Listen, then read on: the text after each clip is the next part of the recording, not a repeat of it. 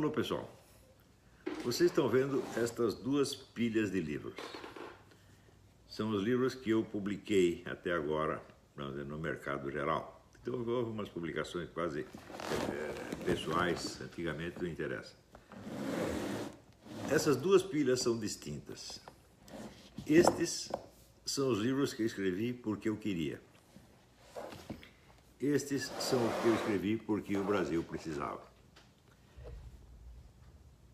Dos livros que eu queria, eu omiti mais ou menos uns 30, que não tendo tempo de escrever, eu gravei nas aulas e aguardam transcrição. Eu estou aqui sofrendo que nem um burro de carga para poder, agora aos 70 e tantos anos, corrigir essas transcrições uma por uma e transformá-las em livros, como é o que eu queria fazer desde o começo. Eu tenho que parar isso aqui e conceder o meu tempo a este negócio aqui, a estes assuntos fecais brasileiros, porque era absolutamente necessário fazer isto. Comecei, quer dizer,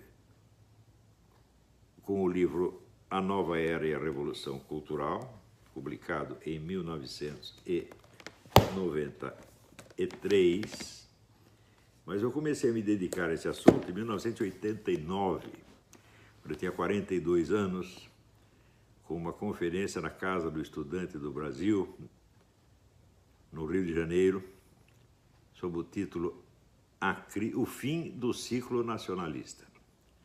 O tema era o seguinte: toda a história brasileira, a história da cultura brasileira, era a história da busca de uma identidade nacional, que ainda estava em discussão naquela época, justamente uma época em que as identidades nacionais já começavam a ser dissolvidas num esquema globalista. E a própria ideia de soberania nacional começou a ser abertamente condenada em favor de uma transferência de soberania para os organismos internacionais e os grandes grupos megabilionários, né? Então eu me colocava o seguinte problema: parece que o Brasil chegou atrasado. O Brasil não vai conseguir definir a sua identidade nacional e se afirmar como nação. Por quê? Porque as nações estão acabando. Então nós estamos com esse problema na mão e eu não sei a solução e ninguém sabe. E o pior, ninguém sequer colocou o problema, ninguém sentiu que havia o problema. Mas eu sentia e por isso mesmo me vi obrigado a expor esta questão que ninguém desejava ou ninguém conseguia sequer conceber. A partir daí, continuei escrevendo várias coisas que me pareciam o meio indispensável para esclarecer vários problemas e dramas que afetavam a nossa nação e que provocavam derrota, sofrimento, fracasso, tudo, para tudo quanto é lado. Então, eu comecei com a Nova Era e logo em seguida lancei O Imbecil Coletivo, que foi um sucesso extraordinário, vendeu várias edições logo nos meses seguintes. A Nova Era também. A Nova Era nós vendemos a primeira edição inteirinha no primeiro dia, e logo em seguida fizemos mais duas, né? Mas o Imbecil Coletivo foi um sucesso extraordinário, mas foi em parte aquilo que os franceses chamam de succès d'escandale, sucesso de escândalo. Quer dizer, as pessoas compravam o livro não porque elas gostassem do livro, mas porque elas eram personagens do livro, né? E então, pelo prazer de passar vergonha, comprava o livro, né?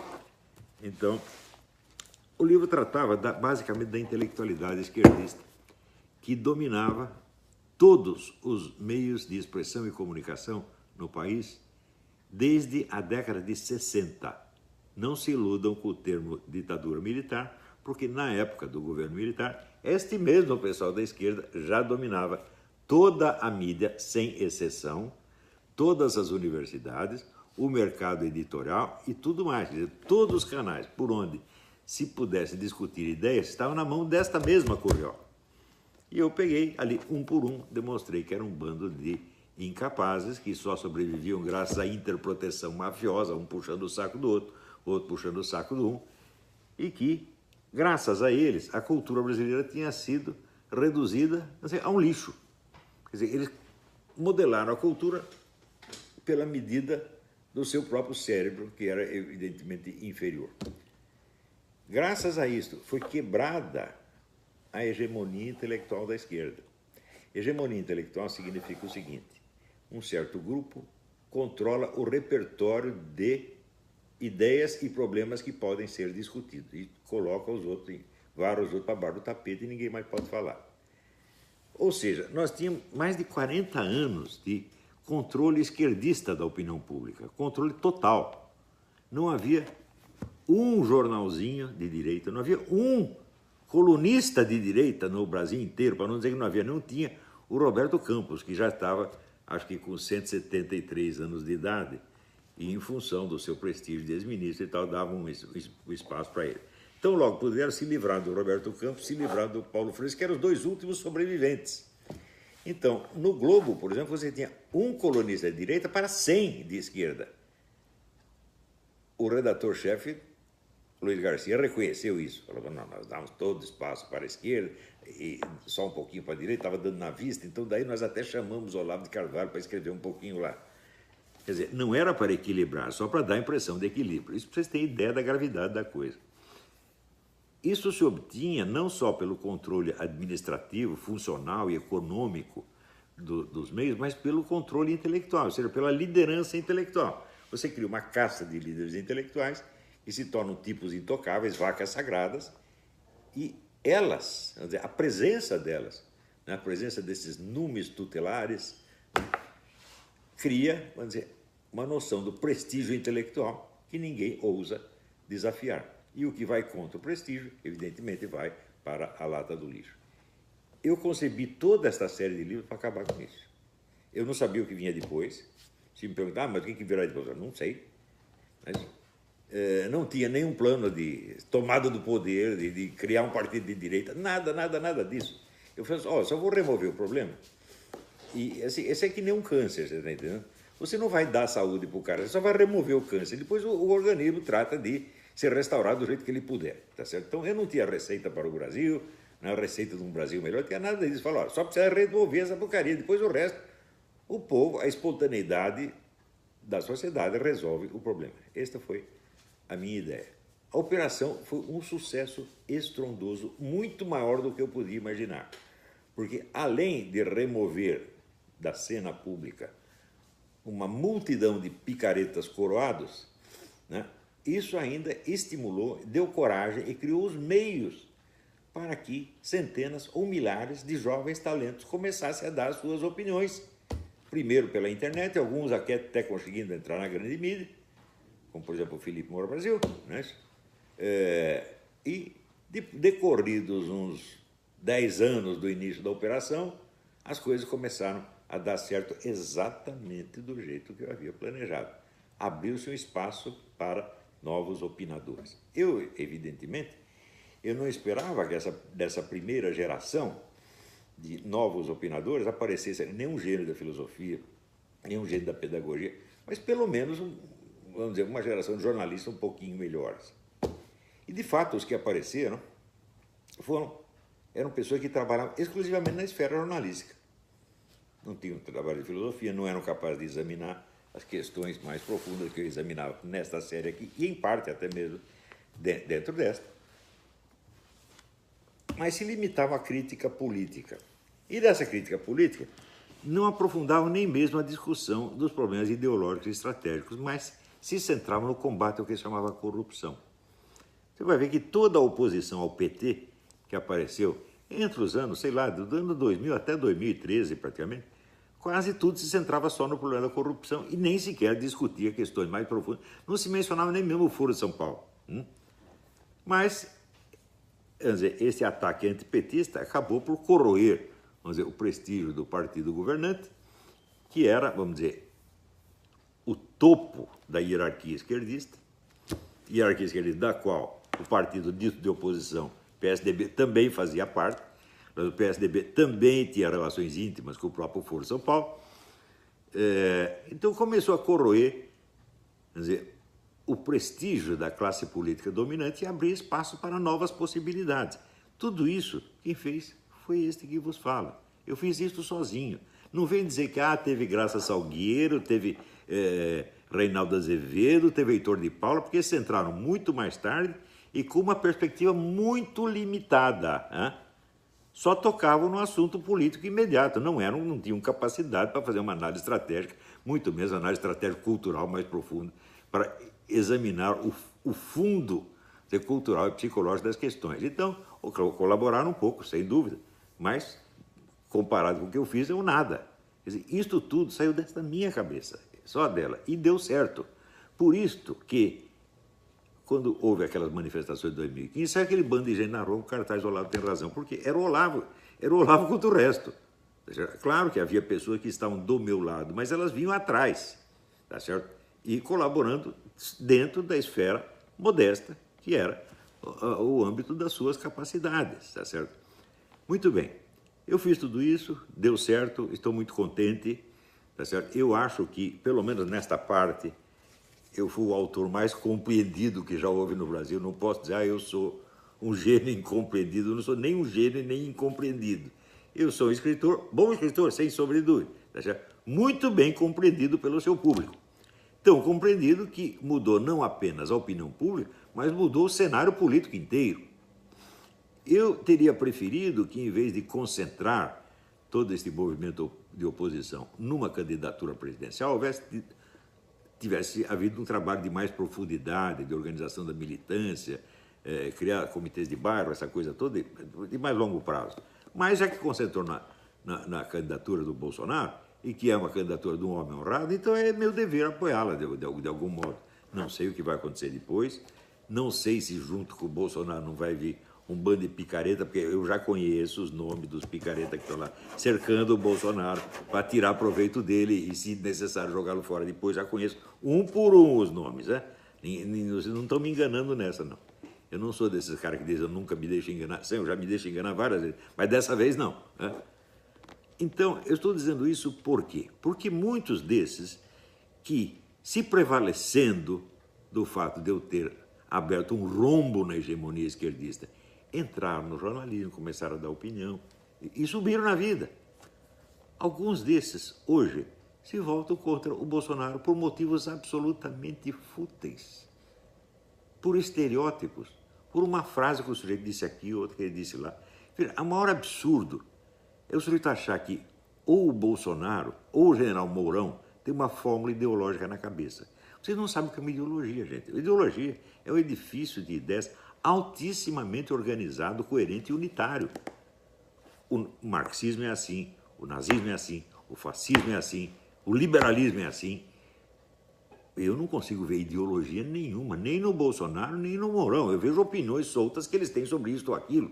E são problemas que eles acreditam que estão à altura deles e que eles podem ajudar a resolver. E justamente por isso é que eu estou votando neles e propondo que votem neles, porque os caras não vêm com uma ideologia. Eles podem ter uma ou outra opinião, aqui e ali, que até eu discordo, mas isso não faz diferença. São os únicos honestos. O resto você já conhece. O resto está comprometido com o Foro de São Paulo até a raiz do cu, minha gente. Já deram tudo. Estão todos nesse esquema. Hein? A começar pela turma do PSDB, Fernando Henrique Cardoso. Já estou cansado de divulgar este negócio dessa ocultação da participação do Fernando Henrique no Foro de São Paulo, que vem desde 93, estão escondendo isso. Né? Já expliquei o que aconteceu. Muito bem, mas esse pessoal agora, sim, por motivos fúteis, se volta contra o Bolsonaro e está querendo atrapalhar a eleição dele. Para eleger algum tipo como Amoedo, ou talvez como Ciro Gomes, ou outro palhaço desse qualquer. Meu Deus, vocês não estão medindo o que está acontecendo, não? Hã? O fato é o seguinte, o fato é que todo o movimento em defesa do Brasil se condensou na pessoa do seu Bolsonaro e do seu vice. Não há outros. Não tem ninguém que possa representar o Brasil. Gosta ou não gosta do Bolsonaro? É ele, gente. Né? Agora, por causa, às vezes, de frases soltas, né? O jornalismo brasileiro se especializou nisso. Ele pega uma frase solta e inventa toda uma constelação ideológica por trás para poder queimar a reputação. Então, o general Mourão diz, olha, os filhos de mães solteiras estão mais propensos a entrar no crime ou a sofrer abuso doméstico do que os outros. Ora, isso é uma estatística universal. Aqui nos Estados Unidos ninguém discute isso, mas daí aparece gente dizendo, ele me ofendeu. Apareceu a Raquel Sherazade dizendo, ele me ofendeu. Oh, Raquel, eu crio meu filho sozinho. Então, escuta, minha filha, eu fui criado por uma mulher sozinha. Meu pai se separou da minha mãe, logo depois morreu, minha mãe me criou sozinha. Né? Então, se o fato de você ser mãe solteira te dá alguma autoridade para falar, eu, como filho de uma mãe sozinha, tenho muito mais autoridade ainda. Eu sei o ambiente no qual eu cresci, e eu sei que eu só não caí no banditismo, sabe por quê, minha filha? Porque eu tenho QI 157 medido. Os meus amiguinhos, né, que tinham QI 80, 90, 110, todos foram para algum tipo de marginalidade, todos. Agora, os que tinham a família organizada não, tiveram uma sorte bem melhor. Isso é uma estatística universal. Ninguém tem por que se fazer de ofendidinho por causa disso. Fazer-se de ofendidinho é o mais típico fingimento histérico. Né? E eu sei que você é uma das que entraram no jornalismo prevalecendo desse rombo, desse espaço que eu abri. Você não me deve nada, evidentemente, não estou cobrando coisa nenhuma, mas você tem obrigação de pensar, todo mundo tem a obrigação de pensar a que eu devo os meus meios de subsistência. Né? Da onde sai a minha possibilidade, a possibilidade do meu trabalho? Né? A gente sempre deve alguma coisa a pessoas que nem nos conhecem, tá certo? E que não fizeram nada para nos ajudar, mas cuja ação abriu para nós uma possibilidade. Eu sei a quem eu devo, por exemplo, a minha presença no jornalismo, eu devo ao Paulo Mercadante e ao doutor Rogério Marinho, irmão do Roberto Marinho. Devo a esses dois, não devo a mais ninguém. Claro que, depois que eu estava lá, apareceu um monte de padrinhos do Olavo. O Olavo está lá no Globo, por minha causa, conversa mole. Por esses dois, eu acompanhei a história inteira. E, em parte, o doutor Roberto Campos, né, que deu um reforço moral para isso. Mas quem me botou realmente no Globo foram esses dois. Né? Então, sinto uma imensa dívida para com todos aqueles que me antecederam nesse combate. Só que todos eles eram 30 anos mais velhos. O Roberto Campos, Meira Pena, tá certo? Alguns morreram pelo caminho, como Nelson Lehmann da Silva, né? Tem outros bem mais velhos, o doutor Antônio Paim, tá certo? Tem outros que poderiam incluir nisso, mas que são estrangeiros, como o Ricardo Vélez Rodrigues, tá certo? Então eu não posso dizer que ele faz parte, está na geração de pensadores brasileiros. Não, ele é um venezuelano, né? Então, assim como na América Latina encontramos vários notáveis, como Carlos Rangel e o próprio Mário Vargas Llosa, durante um tempo, pelo menos.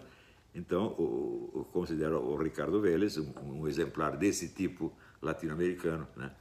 Hispano-americano, que nos ajudou, né? Certo? Então, tenho uma imensa dívida com eles e reconheço, não cesso de elogiar esses meus antecessores. Porém, no momento em que eu entrei na briga, não tinha ninguém. Essa que é a verdade. Né?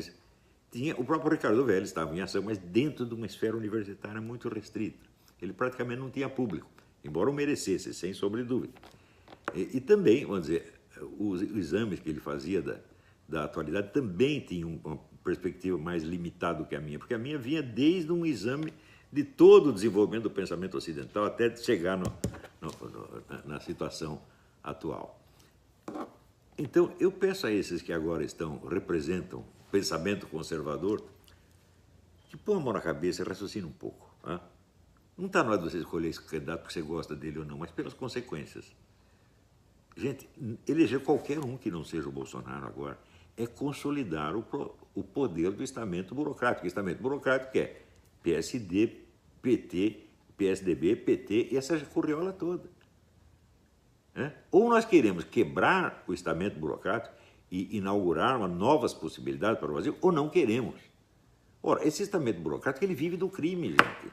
A ligação entre esses partidos e o crime organizado é uma coisa mais do que provada. Veja, a ligação do PT com o crime organizado é oficial. O Lula foi presidente do Foro de São Paulo, ao lado do Manuel Marulanda, que era o chefe das Farc. E as Farc tinham praticamente o monopólio do fornecimento de cocaína ao Brasil. Na época tinha e ainda tem, tá certo? Então, é claro que há uma parceria, gente. Eu não estou dizendo que o Lula recebeu algum tostão, ele nem precisava de dinheiro das Farc, evidentemente. o PT tinha os seus próprios meios de sacanagem, meio de roubar os outros, não precisava do dinheiro da Farc, mas o proveito político e a parceria política existia. Eu estou dizendo também, há 15 anos, que o PT é um partido que não pode existir legalmente, porque ele está afiliado a um organismo internacional. E isso é proibido pela lei eleitoral brasileira. E, no entanto, vamos dizer, todo mundo se mexe e corre para proteger o PT. Como hoje estão correndo para proteger esse tal de Adélio, esse assassino, né? Aí todo mundo quer apagar as pistas do Adélio para mostrar que ele foi o lobo solitário, que não tinha ninguém, não podia parceiro. Que não tinha parceiro, vocês estão loucos, pô. Então, gente, a briga é muito séria. Acorde, gente. Então, Raquel, eu acho que foi um ex-namorado dela que botou essa ideia na cabeça dela. Desde você dizer assim, olha, eu sou direitista isento, eu sou conservador isento porque eu sou contra o Bolsonaro. Ora, em primeiro lugar, você está fazendo isso para agradar a opinião da mídia corrupta pró-petista. Se tu lê a Folha, tem gente no próprio partido do Bolsonaro. Lê a Folha criticando o general Mourão, pronto, já quer fazer a caveira do general Mourão para dizer, eu sou isentão, eu estou limpo, eu sou direitista, mas nem tanto. Ora, eu não me lembro de ter feito nada para criar um movimento conservador. Eu fiz para destruir a hegemonia esquerdista. Isso, o que ia vir depois, ia haver um conservadorismo, liberalismo, não sei. Não me cabe, vamos dizer, resolver o problema futuro. Eu estou tratando um problema que existe agora. E isso foi feito, e bem feito. Como diz o Lula, não é para me gambar, mas deu certo. Tá? E aqueles que estão tirando proveito profissional disto têm uma obrigação para com o passado, meu Deus do céu, para com o passado histórico do Brasil. O período dos anos 90 a 2010 foi inteiramente marcado por isso aqui, gente. Todas as ideias circulantes estão aqui. Aparecem sob outros nomes e sob outras formas, mas são exatamente as mesmas. Então, eu sei o que eu fiz, eu sei quem eu sou, eu sei o quanto custou de sacrifício pessoal, ameaça de morte, perdi todos os meus empregos na mídia brasileira, todos. Eu não estou me queixando porque depois inventei o meu curso e estou ganhando mais dinheiro com ele do que ganhava na mídia. Então, emprego na mídia, como é que se diz? Pode ser o futuro dourado, mas só de garotinho que saiu da favela. Então, eu quero... Quando eu crescer, eu quero ser redator do Globo. Eu já fui redator do Globo, já fui redator do Mundo Jornal, acho uma bela porcaria. Hoje as coisas estão muito melhor. Mas para aqueles aos quais o meu trabalho abriu uma perspectiva, gente, você não tem uma dívida de gratidão comigo, você tem uma dívida intelectual. Você tem que ler esta coisa aqui e raciocinar. Tem gente que nunca foi meu aluno, leu superficialmente 1 ou 2 livros, especialmente O Mínimo, que é o livro que teve mais difusão, O Mínimo e O Imbecil, os 2 livros de maior sucesso. Leu isso, mas não tem ideia sequer do que seja a minha filosofia política. Mesmo porque ela não está impressa, ela só circula nas gravações dos cursos que eu dei no Paraná a respeito. Ali está o núcleo do meu pensamento político. Não está nem aqui. Mas pelo menos isso aqui vocês têm que ler e raciocinar um pouco. E entender por que eu estou apoiando o Bolsonaro, meu Deus do céu. Não é porque gosto dele. Não é porque sou entusiasta desta ou daquela ideia solta. Não. É porque foi o único que saiu do Congresso limpo de contaminação. Não é só com corrupção, mas com envolvimento no esquema tucanopetista. É o único que está fora disto. E é o único que pode fazer algo contra isto. Tá bem? Então, é isso. Pensem, gente, tá? E eu vier com a conversa do general Mourão. Ele falou isso, eu fiquei ofendido. Pelo amor de Deus. Você ficar ofendido com uma estatística, você não tem... Ô, Raquel, o que você tem na cabeça, minha filha? Eu deveria ficar ofendida. Ele disse que os homens criados por mães sozinhas são bandidos. Ele não falou nada disso. Ele repetiu uma estatística que é universalmente conhecida, que ninguém contesta, e ninguém tem o direito de ficar pessoalmente ofendido por causa de uma estatística. Isso aí é típica linguagem histérica da esquerda. O que é o histérico? É o sujeito que não acredita naquilo que ele vê, mas naquilo que ele mesmo diz. A fala sai daqui, entra por aqui, ele se persuade a si mesmo. E representa aquilo com emoção. É o que você está fazendo. Está inoculando em você mesmo uma emoção com base em uma informação falsa e representando o papel. Vamos parar com isso, gente. Veja, o diálogo histérico é o principal modo de ação dos bandidos na política. Eles não querem a realidade dos fatos, eles querem emoção. Chorar, gritar. Por exemplo, com o Bolsonaro, eles fazem o seguinte, eles querem mostrar que eles têm muito medo do Bolsonaro, de modo a que as pessoas meçam a periculosidade do Bolsonaro pelo medo que veio estampado na cara deles. Quando você vê as pessoas gritando, o Bolsonaro, você tem a impressão que o Bolsonaro bateu neles, estuprou, cortou um pé deles, enfiou um abacaxi no rabo deles. O Bolsonaro não fez nada, pô. Na verdade, ele fez. Tem uma ou outra frase solta, que é, vamos dizer, uma frase hiperbólica de vez em quando, né? Que não configura nenhuma proposta ideológica, nada, zero. E o pessoal pega isso e cria a imagem, não só a imagem do monstro, mas cria uma identidade ideológica inexistente. Por quê? O público não sabe o que é fascismo, nazismo, etc. Só sabe que é coisa ruim. Então você gruda esse carimbo no cara, a pessoa acredita. Então, não sendo capaz de discutir as questões específicas, dissolvem isso em rótulos genéricos, né? E sublinha, reforça os rótulos genéricos com demonstrações de emoção. Estou ofendido, estou magoado, fui discriminado. Ora, porra. Conservador, jeito que se diz conservador liberal e entra nisso, é um coitado, você é um escravo do seu inimigo, porra. Vamos parar com isso, tá bom? Até a próxima, obrigado.